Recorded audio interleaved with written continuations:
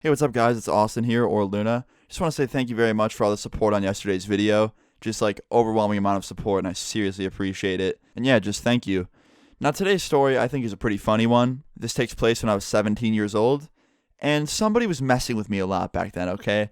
There was this person I went to school with, and he loved to try and piss me off. So I guess you could say he was like a bully. And, you know, he'd mess with me, he'd mess with other people, with his stupid friends. And basically, he just wasn't the nicest type of guy. And people that mess with me, I really don't care. It doesn't faze me. It doesn't make me feel upset because I'm cool with who I am. I know who I am. And no one can really tell me different. But this dude, he'd always try and make fun of me and just like try and put me down. I think one time I was at school and he came up to me. He's like, "Yo, nice pants. Are they girl pants? Are you gay?" They were literally just skinny jeans. And I was like, "Oh, yeah, man, I guess I'm gay." He's like, "Huh, I knew it." I was like, "Yeah, watch out. I might fuck your dad tonight." And he just immediately was so lost for words that I said that. He's like, "What'd you just say, you freak?" I was like, "I said I'm going to fuck your dad tonight." And he got so pissed when I said that. He got all up in my face. He looked like he wanted to fight. He's like, "You want your nose broken, man?" And I was like, please punch me so your dumb ass gets suspended and I don't have to see you for 4 days. And of course, at this point, everybody in the whole hallway is staring at us. And somebody comes up, and he was one of his friends, and like pulls him back. He's like, "Dude, don't. It's not worth it. Like, you'll get in a ton of trouble." And he's like, "Whatever." He's like, "I'll catch you later, man." I was like, "All right, cool." And he's walked away with his friend. He looked really, really butthurt. And let me just say, what you just heard right there is not the way to go about getting bullied. If any of you are ever experiencing something similar to this, where you're getting messed with at school every day by somebody, don't just jump into trying to fight them, especially at school, because I feel like so many people try and teach that method, like, oh, like you got to stand up for yourself and just beat their ass. Like, no, don't do that. You'll either get seriously, seriously hurt or in a bunch of trouble, or both. So don't do that. Like, seriously, just talk to somebody, whether it's at the school or your parents. Like, what I'm talking about in this story is not how to handle that situation whatsoever. I could have done it in so many better ways, but, you know, I was just being an idiot.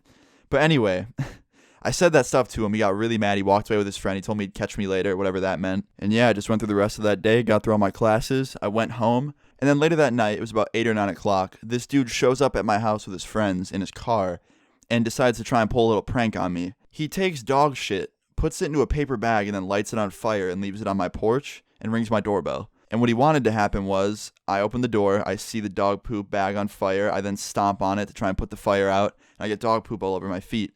Well, I open the door, I see the bag, it's just starting to light up, and I look up, and I can see his car parked in the street. Like, I know what his car looks like, and I look around at a few bushes nearby to see if he's hiding behind one of them with his friends. But anyway, after looking, I can't really spot him immediately, so I run back inside. I then grab the big pitcher of water out of my fridge and pour it out on the bag, so now it's a wet bag of dog poop. I then pick up the bag and I walk over to his car in the street, and I'm like, "Yo, I know you can see me right now from whatever bush you're hiding in, watch this." And I open his car door because of course he left it unlocked like an idiot. I throw the wet bag into the front seat, and then I lean over and I hit the bag with the water pitcher, so it squishes the bag down and it gets water all over the front seat, and then I immediately just run back up my driveway, go up my porch and shut my door and lock it. And I just watch from my window, and I see them come out of the bush across the street, him and his friends. They go over to the car, open up the doors. He then takes the wet bag, throws it on the street, gets in the car looking really angry and defeated with his friends, and then just peels off and drives away. And the next day, I can't lie, I was pretty nervous. I woke up, went to school, thought he was going to come up to me and try and fight me or something. But the whole day, he was just giving me really dirty looks and not doing a thing. So I guess he just never really wanted to fight, and it was all an act. But he didn't say or do anything to me for like the rest of that month. And like the next time he talked to me, he was kind of being a dick to me, but he wasn't like wanting to fight or anything. It was pretty weird, to be honest. I still don't know to this day how he got my address, but either way, that's basically the end of the story. I hope you guys found it funny or laughed at it or just enjoyed it. And yeah, please leave a like on this video if you guys did enjoy it. Subscribe if you're new. Leave your stories in the comments down below. I'll see you guys all tomorrow. Peace. Hey, this that 1-800. I don't give a fuck about you.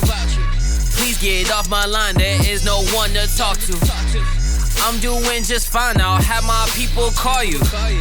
Hold up, never mind, we gon' press that dial. Used to hold my tongue, not French kiss bitches and I know they sprung. T-Pain with the dreads and the Kirsten Dunst. I mean she borderline racist, but